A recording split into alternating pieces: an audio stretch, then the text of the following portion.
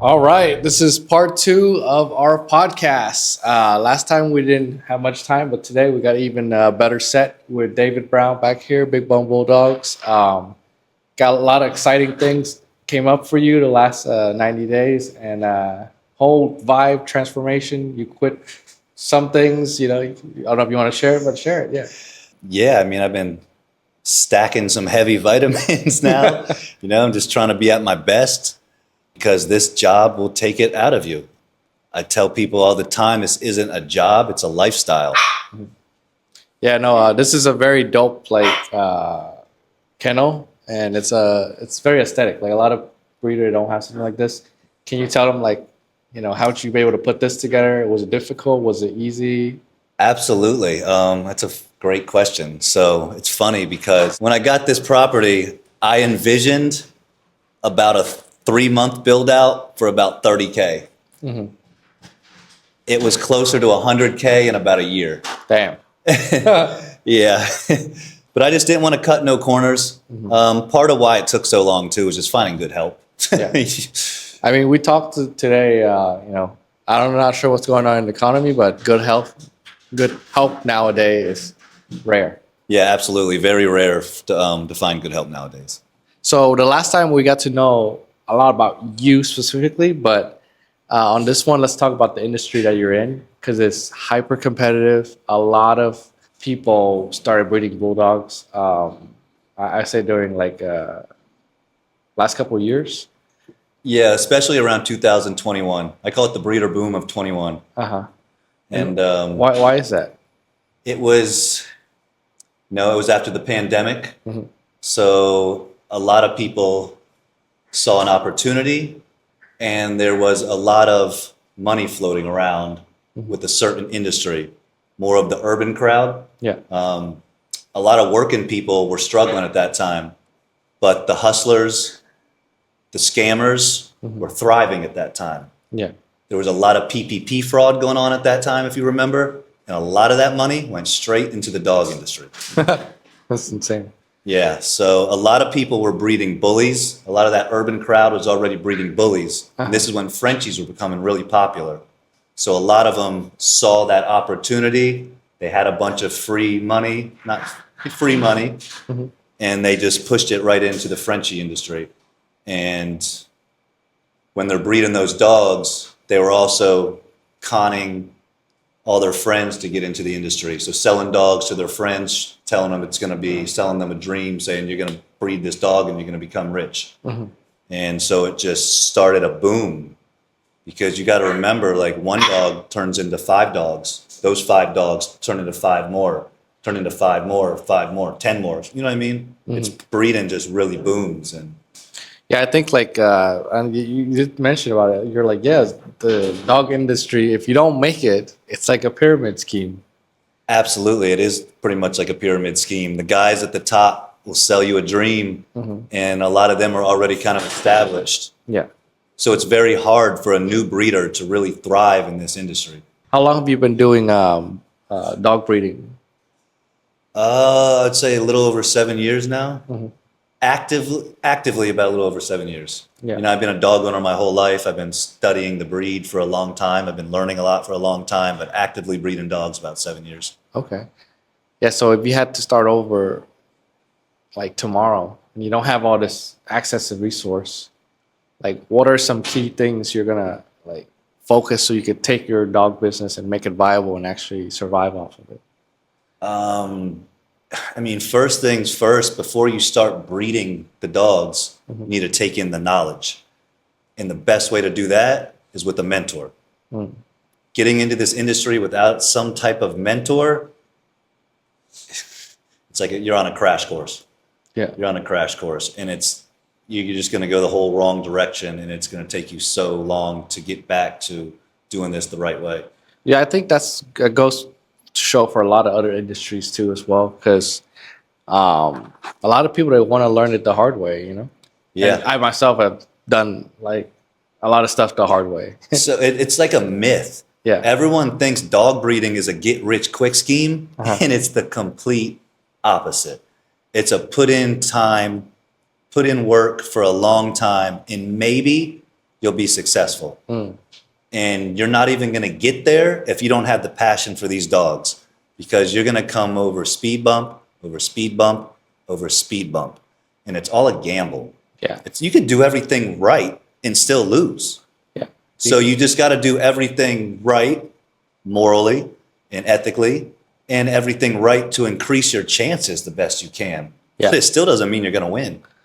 Yeah, I mean, that's just with anything in life too as well. Like, I think we were talking earlier and you mentioned that like we might be going into a recession, and I do see it in a lot of people, but a lot of, you're winning obviously because you have your marketing in place, you have your audience, you have a big YouTube.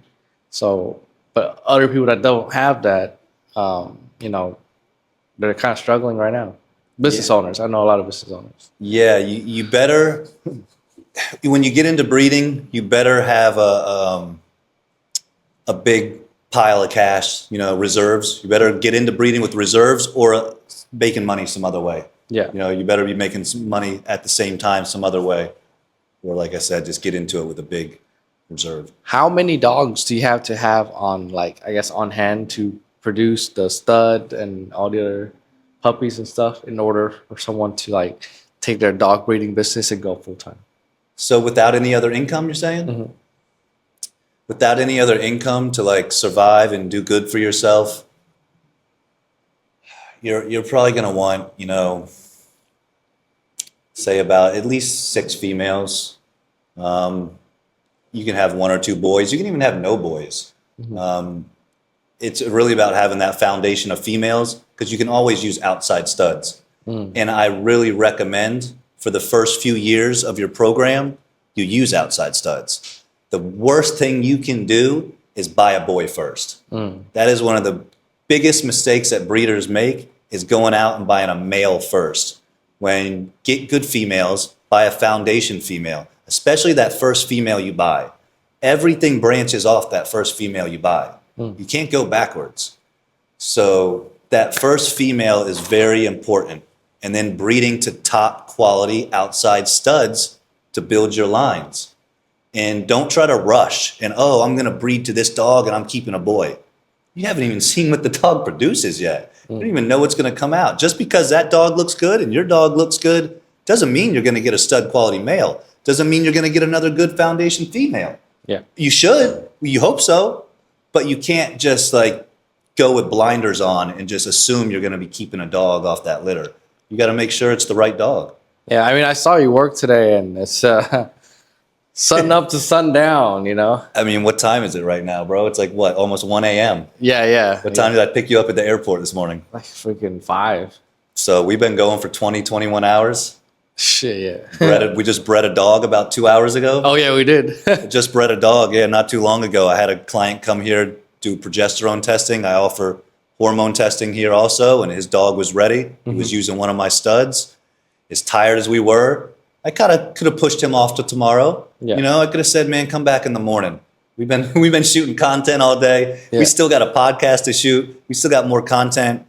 But this is my passion, man. I want to see that dog get pregnant. I want to see him win. And I knew them numbers were high. It was time to breed that dog. Yeah. Even though the mosquitoes were biting outside and we were tired. Yeah, I mean, keep in mind the breeding process. I just saw it for the first time today. I was waiting to hear. You haven't talked. I've been waiting to hear what you said. You were quiet. I was shocked. You had to I guess you had to go, do the thing with your dog. I mean, but was there anything? There wasn't no thing. It was a clinch. Yeah. So a lot of people think it's a thing. It's not a thing. It's a clinch. You just got to grab it, and he gets aroused and swells up, and he does his little dance, and get your sample. And then you have to put it in a tube, spin it. Yeah, I like take it out. Yeah, I like to spin it down, spin the sample down so it's more concentrated. You got a better percentage of all that semen getting to where it needs to go and not just falling out the back of the female, which is another big mistake breeders make. It's really funny. The new breeders like to brag about how much their dog produces. Yeah. Oh, my dog, I got 7 cc's from my dog. I got 8 cc's from my dog. What are you going to do with that 8 cc's? You're going to put it in, 6 of it's going to come out. So what you want to do is you want to spin it down, concentrate it into 2 cc's. Because when you saw that sample, you saw what happened after I spun it. So what? We had 8 cc's, and then only about this much was actually semen. Yeah. The rest is just prostatic fluid. So you want to get rid of as much of that prostatic fluid so all that semen gets in. If you don't do that, a lot of that semen's coming right out the back. Damn. I mean, that was some master class stuff activity that you did. That's what I That do. was fast. I was like, that was really fast. Yeah. Was it like less than 30 minutes? What, the whole breeding? Yeah. Yeah. It only took us a couple minutes to pull them, get the collection. And then when we do the insemination, I like to let them sit for about 10 to 15 minutes in that inverted position so everything gets absorbed. Yeah, I mean, it was a fast process for me. First time seeing it, and then I was just shocked the whole time. You haven't said anything since. I've been waiting. No, I was waiting to process it. It was a wild experience today. Yeah. But yeah, I mean, you got a lot of new puppies. Like literally, you have to feed them how many times a day? Every 3 hours. Yeah, that's the other thing. We've been shooting content all day, and I'm like, Zoon, man, I got to go feed puppies, bro. And he's like, you didn't really kind of get it. You're like, what? Yeah. Like, bro, every 3 hours, I got to go feed these puppies. Yeah. Not to mention, if I had a good female right now, which I've been kind of spoiled, a lot of my females are really good, especially for the last year or so. I've got a lot of proven females. But what I'm doing right now is I actually took over a litter for a client where he lost his mother. He lost some puppies. He lost his mother. And it's really sad because all he had to do was listen. All he had to do was listen to me. He didn't. His dog went into labor early. I told him to get it scanned, get it x-rayed, make sure everything came out. He didn't listen. A day later, he tells me she shot out 2 more that were, of course, dead. I told him again, you need to get it scanned, you need to get it x-rayed, make sure everything came out. He didn't listen. He told me the mom's not eating. Another day went by. He told me the mom's still not eating. I told him, you need to get that dog to the emergency vet or to a vet. It was in the middle of the afternoon. I said, you need to get that dog to the vet immediately. And he calls me 3 hours later and said it didn't go well. He said that the dog died at the vet. And that's because he never got her scanned to make sure everything came out of her, and she went septic, and he lost his mother. I knew this guy had no chance bottle feeding these pups. Yeah. So I said, bring those puppies to me. It's going to cost you, but bring those puppies to me, and I'm going to take care of this. And that's the best decision he ever made. Yeah, I mean, the amount of work that goes in today is definitely insane. Yeah, bottle feeding's intense, man. I haven't had to do that in a while. Yeah, and then they have poop everywhere, so every time you feed them, you have to wipe them. Yeah, you gotta stimulate them, get them to poop, and then they're fluffy Frenchies, which are, I'm really OCD with keeping my puppies clean. And the fluffy Frenchies, it's just like every time you pull them out, they're all wet and pissy, and so it's just like extra care getting them clean, and it really just makes the process a lot longer. Yeah, so apparently you have like a fluffy Frenchie here that's worth like 15 to 20 bands or something like that. Fancy girl. I never I didn't think dog would be that expensive. Her in particular, she's like the Rolls Royce with all the options. She's a Isabella. She's a Isabella in tan. She's a Merle. She's a long-haired Frenchie. She has a very unique split face where half the face is the solid coat, half the face is the Merle. And she comes from really sought-after bloodlines. So Fancy's a very special girl. Yeah, I mean, that thing was wild. It's like, I was like, whoa, it's playing around with your big like Corso dog. Yeah, and I'm like, that's like expensive. I don't know. It's really funny. So it's my Fancy. I call her Fancy, and she's like the most like prissy dog. If you go off her looks and stuff, but she totally identifies as one of these Cane Corsos. I have my play yard here where I get my dogs into to hang out and do their play sessions, but she's able to get through the fence and then comes and hangs out with these Cane Corsos all day, every day. And she plays rough with them. She grew up with Chimera as a puppy, and I'm telling you, she identifies as a Cane Corso. Yeah. I mean, you have a lot of dogs. How many dogs do you have here? I got about 20 adults right now, if you count the Corsos, 3 Corsos, probably about 17 adult French Bulldogs. So or French and mini and micro English Bulldogs. Yeah, I mean, like these dogs are like walking bank accounts for you. That's like a weird concept, Yeah, and that's why it's so important to keep them healthy and protected. Yeah, and thriving. Like overall, what was like the main reason that got you started on this whole journey? I love dogs. Yeah, and I've just always had a pull for dogs. No matter what I did, I even almost went into the military one time, and I wanted to be a dog handler. Like everything, I always had this pull for dogs. I always wanted a dog when I was young, and so I just finally embraced it. Just finally embraced it, and I saw breeding dogs as a way to be with these dogs and make a living. Yeah.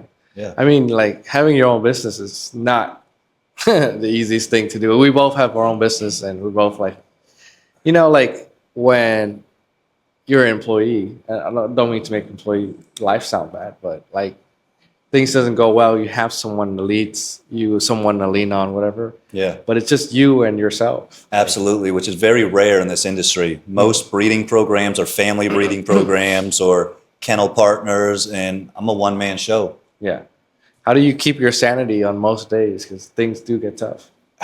You have those moments with the dogs, man, where it just like makes you forget about everything. When Big Drago comes and cracks that big old smile and rubs his, puts all his weight into you like he's been doing you all day. Or you just get those little moments that kind of just fuel you. Yeah, I mean, that's freaking, just kind of grateful to be here with you. This, like, journey has not been easy. No, it's been a long day, man. We're going on a 24 hours straight. Yeah. But also, like, it's impressive to see, like, the growth in entrepreneurship. Yeah. For you to start with nothing, get your own place, get your big six-figure, like, dog garage, your, like, land, and just... I mean, that's when I knew, I was at that point where I knew this is what I was going to do. And so that's why I got this property. I moved away from the area I was in. I'm in a city now where I don't know nobody. Well, I lied. I knew one other dog breeder that I got close to, and he was out in this area. So I put this area in my search. I found a property out here that I knew I could build into this, and I did it. Went for it. You have a big YouTube channel. Yeah. And a big social media, Instagram one too as well. Yeah. So like, what are some advice you have for like other dog breeder, business owners, or whoever's trying to get their message out? Like, how did you get your message out? Just do it. Just make the content. Even if you don't have the content of your own dogs, share other dog content. And just post. Just post, and don't be afraid to just be authentic and just share your experience. Even if share your losses. You don't have to always be wins. Even share your losses. Yeah. I think like the losses really relates with a lot of people. But you obviously have to show the win. Cause for sure. You have to show both sides. But absolutely. Obviously, I don't know. Now it's like the personal brand thing is getting like, it's in season right now. It's the personal brand thing. Absolutely. And just because you have a lot of followers doesn't mean you get a lot of revenue from your business. Yeah. I learned that recently. And for sure. Just because, you get a lot of views doesn't mean those views convert. That's what I was going to say. So it's all like target audience based now. You want to explain on that? Yeah, for sure. I mean, I can have reels that do 1 million views. I might not get any conversions from it. I might have a reel that gets 3,200 views, but I might get 7 hot leads off of that. Yeah. You know what I mean? It's not all about views. It's about it's just about getting your message across. It's about authenticity. It's about emotion and just people seeing what you're doing and showing off quality dogs at the same time. The dog breeding game is very competitive. What do you think, like, I don't know, most breeders struggle with? Everything. Everything. Knowing what dogs to choose. That was something that was really hard. That was a really interesting thing that I learned. When you're a year into the industry, into the dog breeding, you think you know something, you think you know how to pick out a good dog. And then 2 years into the dog breeding thing, you realize at 1 year, you did not even know how to look at a dog and know what a good dog is. And then at 3 years, you realize that at 2 years, you didn't even know how to look at a good dog. And then like at 4 years, like it really took 4 or 5 years before it stopped really being a dramatic change from the last year. I mean, like, man, I thought that dog looked good, or I thought that was a good quality dog. You got to really, you got to know to look at the certain features. You can't just look at the dog as a whole. You got to really zone in on certain features, because that's what breeding's all about. Is no dog's perfect. No dog's perfect. So you got to figure out the features you like and the features you want to breed for. Certain features are harder to breed. Certain features are harder to breed out. Like with color and DNA. So that's a big thing that's kind of like almost screwed up the game because it's all about being a healthy dog. At the end of the day, these are companions. Right. At the end of the day, these dogs are companions. So they need to be healthy and have good temperaments. But a lot of people get fooled by the color and the DNA, the color in the coat. Mm-hmm. And I always like to say it's a lot easier to get your car painted than it is to build it. Mm-hmm. Anyone, you can put a nice paint job on a crappy car, but you'd probably rather have that good car with the bad paint job and then put the good paint job on it later, if that makes any sense. Yeah. So certain traits are a lot harder, and those physical traits can be a lot harder to correct than just the color or the coat. And a lot of people go right for that color and coat, breeding to dogs that have terrible structure, bad ear sets, long backs, no bone, tall, skinny. And then now they got to try to correct that. And it's going to take you a lot longer instead of breeding to well-structured dogs. And then eventually, once you get the structure of the dogs you like, then putting the paint job on them, then getting the color, then getting the coat. That was solid. That was solid. That was a lot. I was like, because you're very detailed. So the thing about you that I noticed, and I work with a lot of entrepreneurs, right? Everybody wants to go to the end goal without doing the work. Yeah. And just like I watch people and I judge on consistency. If someone's like, oh yeah, I'm gonna make so much money from Instagram, blah, blah, blah. I'm like, okay, I'm gonna see how many posts you get up in 7 days. For sure. One post? All right, you ain't gonna make it. Yeah, absolutely. You gotta be consistent. Yeah, I think consistency is like the main key, Absolutely. And like what your intention is. Because I think even if you have good intention, your execution is horrible in the beginning, but the good intention will bleed through, Yeah. I think that's one factor. Yeah. But what's your opinion? I mean, like my intention always since day one has been to breed better bulldogs. And that starts with the structure and the temperament. Coat and color is not that big of a deal. Sure, it does sell, but it's not the biggest deal, honestly. And I can still, when you have a real breeding program and you have those kind of, well-tempered, well-structured dogs, you can get the same price that these amateurs are getting for their exotic color, exotic coat dogs that are just bad structured, bad dogs from horrible lineage. And so, yeah, they go right when you should have been left. You know? I mean, this is like you're selling designer dog. Kinda, that's the thing. And it almost gets annoying with the French Bulldogs, how, there's other breeds. You can breed Rottweilers and you're a Rottweiler breeder. So if someone wants a Rottweiler, they come to you and they buy a Rottweiler. But if you breed French Bulldogs, someone might come to you and they want a Lilac Merle. You don't have any Lilac Merles right now. You got Fawns or you got Chocolates or you got this. So it's like it can be really frustrating sometimes because it's like a handbag or like an accessory. So certain clients, they want certain colors and certain coats. And even though you're breeding the breed they want, the kind of dog, kind of breed that they want, you might not have that coat or that color. So it can be frustrating sometimes. What was, building out this business last 7 years, did you have any moments you're like, fuck, I think I'm going to give up? Yeah. Really? I did. So last year, I don't know, time flies so much. I don't know. Last year, year and a half, I don't even know how long ago, about a year and a half, a year ago. Yeah. So I don't rank my dogs, but for explanation purposes, let's say I ranked all my dogs. I lost 3 dogs within 3 months. And if I would have ranked them, it was my 1, 2, and 3 dog. Damn. It was my first bulldog my first English bulldog. It was my French bulldog that she wasn't necessarily a looker, but I just loved her personality. And if anyone asked me who my favorite dog was, I always said her. And then the third was like my best production. It was my best production up until that time. There was a lot of time. There was a lot of effort that went into that dog. So losing her and losing those other dogs was a big punch to the gut. that made me consider quitting my French Bulldog program for a little bit. But instead, I sucked it up and I just went harder. Yeah. But yeah, I thought about it.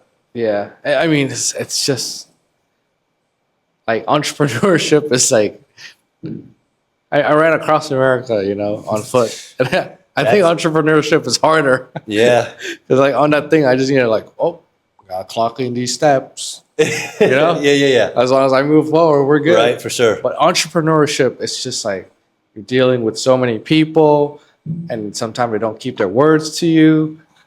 You know, things happen all the time unexpectedly.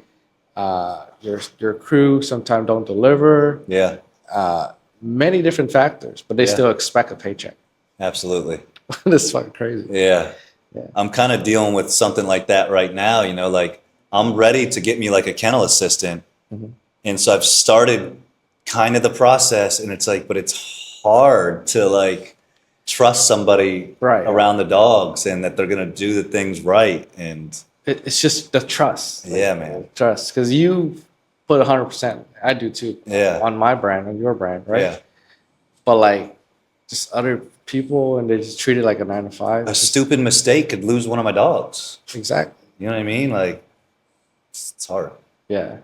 It's just, that's just the facts of entrepreneurship. Yeah. That's why a lot of, we talked about something about earlier that you said that was pretty good. It's like, we have all these big company and it has all these bloat employees, and it's just can't get anything done, these corporations. Yeah. A single thing done. Yeah. But you're like, oh, all these movers of the small team or a one-person entrepreneur, they're doing so much revenue, but they're keeping most of it because human error. Yeah, it's human error. It's just much better to have one person with the same vision. Absolutely. And that's just the scale. That's just, that's just reality. Yeah. Yeah. And that's probably why I'm still a one-man show. Yeah. I mean, your quality is very high. You try really hard. So it's going to have to be that way for a little bit until I, hope you Find the right person. Yeah, very soon. Yeah. Yeah, because I saw you work all day. I watched him work all day today. Very tiring from watching. Yeah, man. Yeah. So it's funny when I tell people I'm a dog breeder and they say, get a job. Really? Yeah. So when people... They act like I don't do work. You know what I mean? Yeah. I see your revenue. You're making good...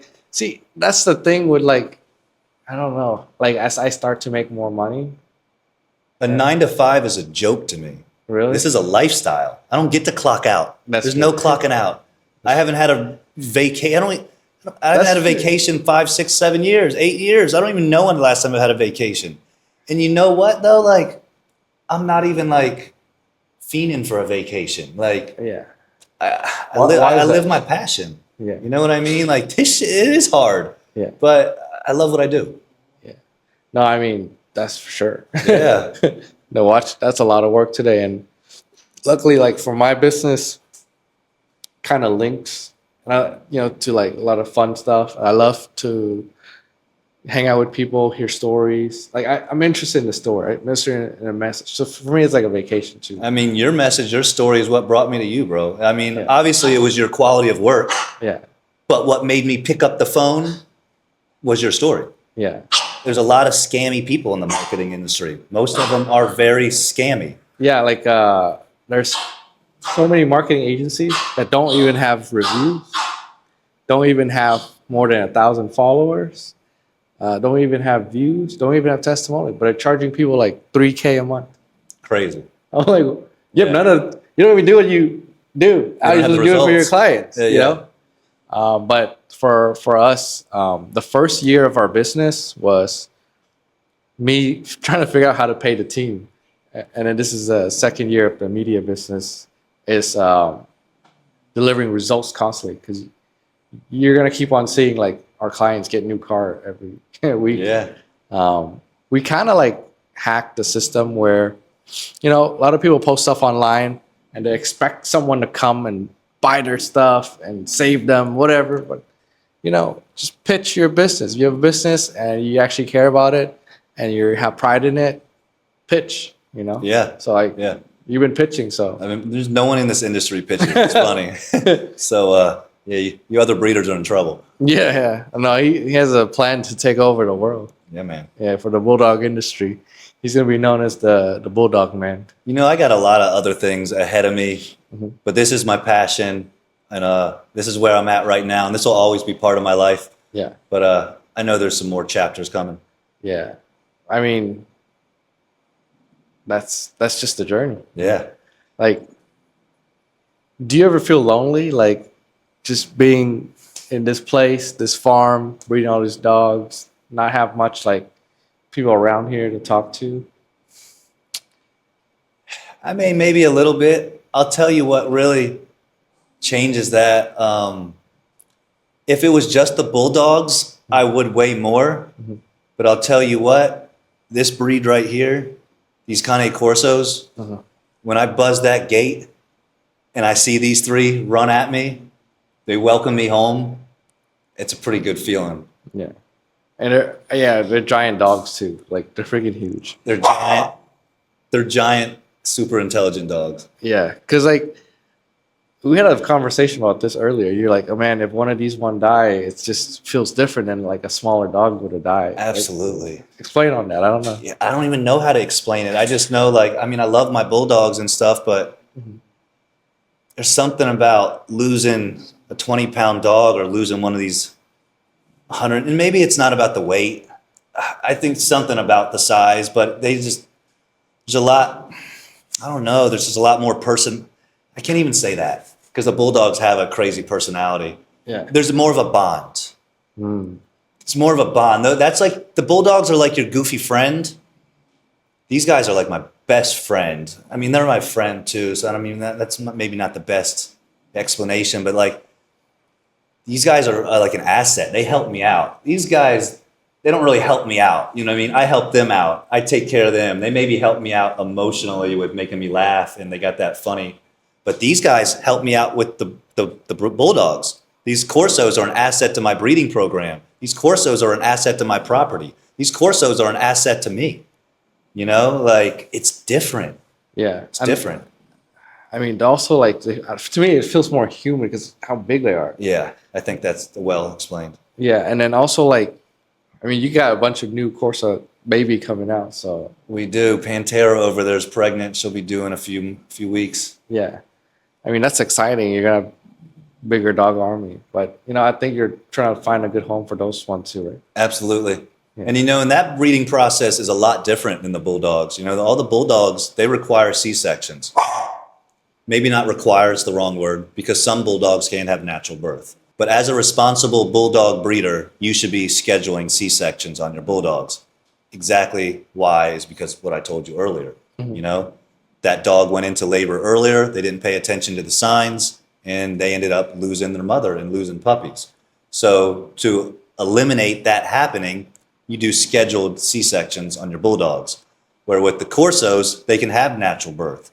And with the Corsos, they can pretty much take care of the puppies. Where with these Bulldogs, you know, they can aspirate and stuff. So you got to kind of sit there and watch them and, you know, have your aspirator, if they do aspirate, to clear those airways so the moisture doesn't go down into the lungs and give them aspiration pneumonia. And it's just a much more complicated whelping. It's a whole different procedure. It is, you know, and that's why that's one of the reasons why the Bulldogs have a more premium price, is because a lot more goes into the whelping of the puppies. How often do you see the cleft lips? I heard like Bulldogs get those. I've never seen a cleft lip, but I've had like maybe one or two cleft palates. Yeah. And, you know, and I've produced almost maybe 1,000, close to 1,000 puppies. And yeah, just a couple clefts here or there. It just kind of happens sometimes. Yeah. Of course, there could be females out there that throw clefts a lot. I haven't had any of those in my programs. What makes the Big Bone Bulldog, your inventory, better than another breeder? The genetics and the way I've purposely bred my dogs. A lot of people are what I call scatter breeders. They just breed to any dog. They breed to the guy down the street. He's got a Frenchie, and he's only going to charge me $800, or he's going to let me give him a puppy back. So they just breed it. Like, what is that? That's not breeding dogs. When you're breeding dogs, you should be bettering the breed, not just breeding to the most convenient dog to produce puppies. And unfortunately, that's the mindset a lot of these guys got. They're just scatter breeders. Yeah, oh, that's crazy. That's Yeah. distorting the bloodline, huh? Yeah, they're just producing puppies, man. They're just producing puppies. What's your like take on like a lot of like, you know, I would say the pyramid scheme that we talk about of the dog industry. Ooh. Like how? Yeah, let's get into that. You Like, want to hear yeah. some of that? So it starts with the UK breeders. So a lot of these all the new DNA comes from Europe, the UK breeders first. Yeah. And so what they will do, I'm about to open Pandora's box on y'all. So what happens is a lot of these, when these new DNA comes out, these UK breeders, they give the dogs to the American breeders for free that have motion. They don't sell them to them for $100,000 like you think. They don't sell them to them for $150,000 like you think, but they'll make posts that way. They'll make a post making you think this dog was just sold to an American breeder for $150K because it gives it implied value. Yeah. That UK breeder gave that dog to that American breeder. That starts the pyramid scheme. So now the Americans think that dog is valuable. And so they think those puppies are valuable, or they think that stud fee is going to, they got to pay that high stud fee and then they do it. But then what happens when now they have puppies and they try to sell them where they don't have that same motion, they can't trick people because they're a nobody. A big breeder's got a following already, and he's kind of got hype around him already. Yeah. So they're able to trick people. But if you don't have hype, them dogs ain't selling. No one wants those dogs. All these new DNA dogs, people don't want those dogs. The only people buying those dogs are other breeders thinking they're going to make money off the dog. They're not going into pet homes. No, Martha that makes $5 million a year is not buying. She doesn't care. Look at all the celebrity bulldogs. Look at the dogs the celebrities have. They're like standard bulldogs that aren't even the best quality. They don't have these really fancy DNA dogs because no one wants them. It's just a pyramid scheme started by these UK breeders, and then it just goes down from the American hype breeders until eventually the low level guys got to just give those dogs away. And we've kind of seen that happen in the industry. And that's why the value will go so quick on these new DNA dogs. Yeah. I mean, a lot of people, they don't take like dog breeding like a serious business, but Yeah, they don't fear it. yeah. They don't fear it. And it's because like sometimes you can have a breeding and it goes smooth and like the puppies just live and you're good. And like I feel like one guy sees that and then thinks it's easy and just goes for it. Where I feared dog breeding. I took it serious. I was scared. I wanted to take in as much knowledge as possible because we're dealing with lives, first of all. Yeah. These are real living creatures. And there's a lot of medical knowledge you need to know to take care of these dogs. You can't be a dog breeder and think you're going to rely on a vet. Right. First of all, most vets don't like dog breeders. And second of all, the expenses are just going to be too much. So you got to learn this yourself to be able to really be hands-on and take care of these dogs. Yeah.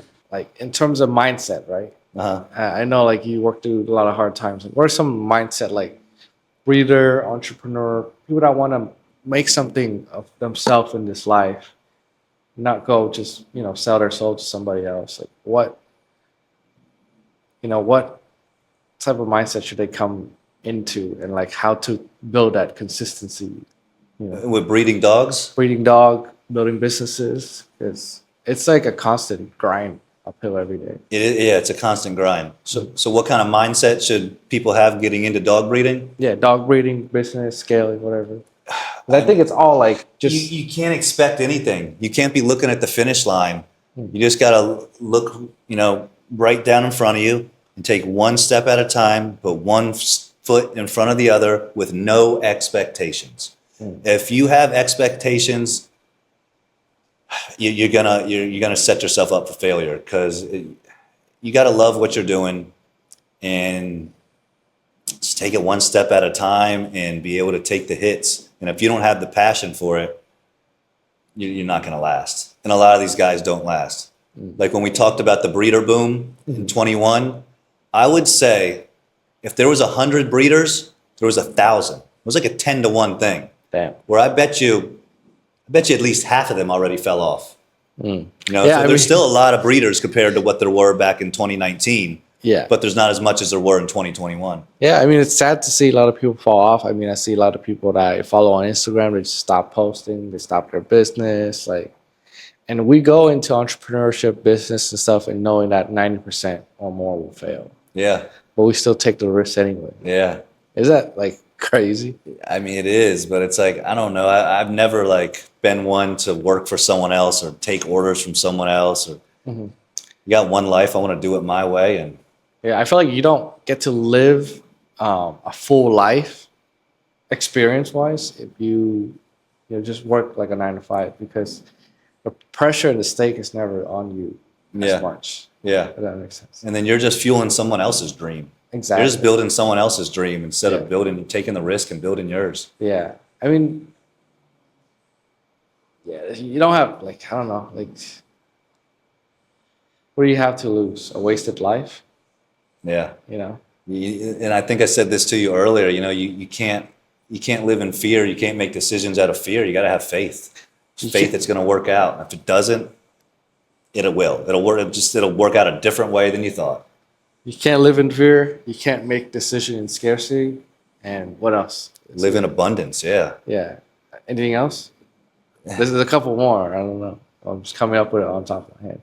Huh. You got to make decisive action fast. Yes. 'Cause everything is like speed. Speed for sure. Yeah. And even like, I don't know, like before I used to care about perfection. Now I care about getting it done. Yeah. Just get it done. Exactly. Done is like more important. Absolutely. We got to move to the Yeah. next You got to step. take action. Yeah. You can't worry about being too perfect. You just got to get out there and take action. You just got to start learning. Yeah. Yeah. Because like before I was looking through everything my lens as like a videographer, but now I'm looking through the lens as a content creator. Right. And before it was the nice shots, that was first, right? Focus on that first. Now, then the secondary was the message.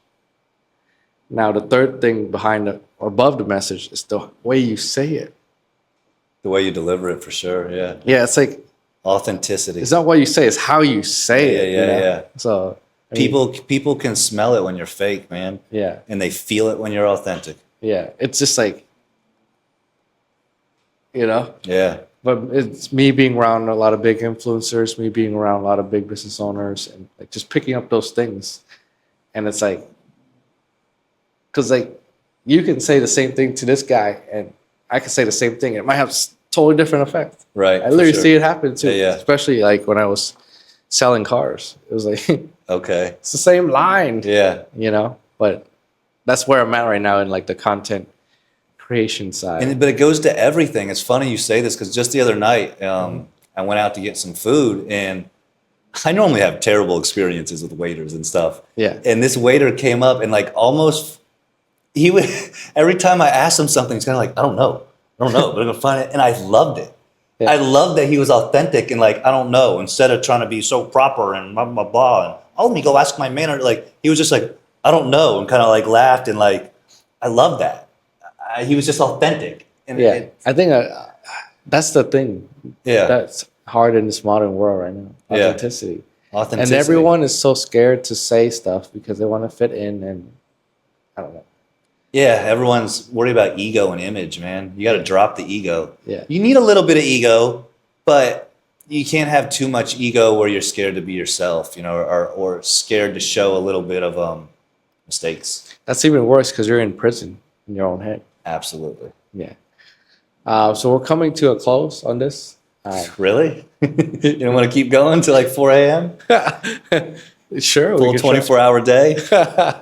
We could try. No, But tired. there's some more points I want you to share with the audience. Uh-huh. That, you know, like let's say if you were gonna die tomorrow. We'll start there. Right? There's like 3 things I want you to share. So like, let's say you're gonna die tomorrow. Okay. What's your message to the world? I mean, it's kind of like we just said. Just be yourself. Don't make decisions out of fear. What's the worst that can happen? Mhm. You know, like, and that then it goes back to kind of like the ego thing. I think people are so scared to take that chance because they're worried about putting on that image. Like, you can always find a friend's couch to live on and some cheap food to eat and until you get back on your feet. But a lot of people aren't willing to do that. Yeah. A lot of people aren't willing to scale down their lifestyle to get where they want. You have to make sacrifice to get somewhere. You got to sacrifice something, and people are scared to sacrifice. And then the next thing is what is like one major lesson that if you can go back and see the younger version of yourself, what would you tell your younger version of yourself? Really seclude yourself and learn who you are. Don't just float around in packs of friends and doing what's trendy and what your friends are doing. And sometimes you don't even know you're doing that. That's why I say seclude yourself. Really, like, seclude yourself and figure out who you are and then go that direction. I went in a bunch of different directions that probably weren't really who I was. Like I said, I always had dogs. Everything was dogs. Dogs were always in my head. And then I finally said, I'm going to go in that direction. And did you have any friction? Any friction from your family, friends for that? No, I don't think so. Because it was a lot better than the life I was living. You know, I was the first half of my life was probably more like a true crime documentary on Vice channel, and I hope the next half, the last half, is going to look kind of more like a Lifetime story that people really see emotional. You know. Yeah. Yeah. What are the next? I guess 3 major moves that we can expect to see from you within the next year or 2. I think it's going to be these guys right here. I think I can really see myself in 5 to 10 years probably having more Corsos than I do Bulldogs. I still love my Bulldogs, and I'm still a Bulldog guy. But even more recently, not just because I want to get into the Corsos, but I just want to have less responsibility. This is a lot of these dogs. I've been placing a lot of dogs in what you call co-owns. So a lot of my keeper females that I typically would have kept for my program, I'm finding other good breeders and co-owning with them. So now they house the dog, they take care of the dog, but half of that dog is still part of my program. So that's going to give me the opportunity to do more with these Corsos and find out what my next chapter is. You have to pay those guys half to take care of it, or? So as far as like the pet stuff goes, you know, the feeding the dog and all that stuff, typical medical bills is on them, but we split all the reproductive costs. Oh. So C-sections, you know, hormone testing, stud fee, if it's not one of my studs, we split the reproduction costs and we split the litters. And typically not for the whole life of the dog. Typically my co-owns are for 2 breedings, and then after that they can breed it another time, and then they keep that dog. So let's say we spend the next couple of minutes, and you know you've been in the industry for 7 years, which is very rare, right? Most businesses fail within 2 years, 90% or something, like crazy numbers. Like that. So you're like not only surviving, you're prospering. So let's say you're talking to a young breeder that just started out right now, like just spend the next like 3 minutes, like just kind of mentor that person so that way they can get to their goals a little bit faster. I would say that if you're in this to get rich quick, this isn't the path. And if you don't truly love dogs and you're not ready to take a bunch of losses and keep moving forward, if you're not ready to continue, it's continued education, continue to learn, this isn't for you.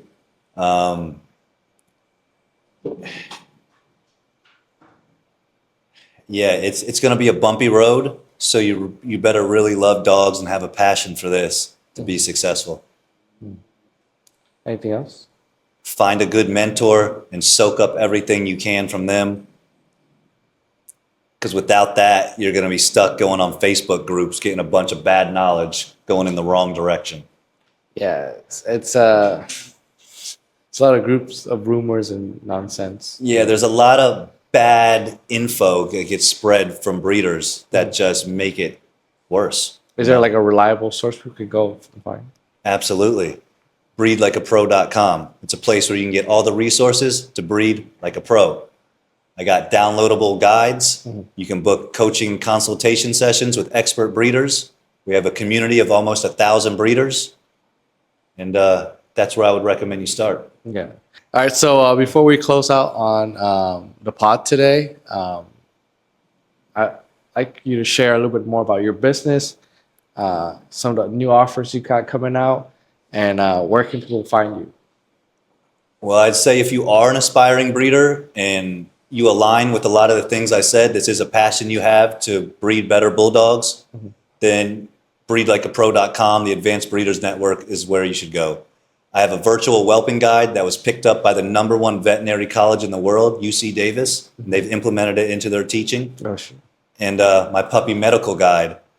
My puppy medical guide teaches you how to treat and beat common illnesses in neonatal puppies and nursing mothers.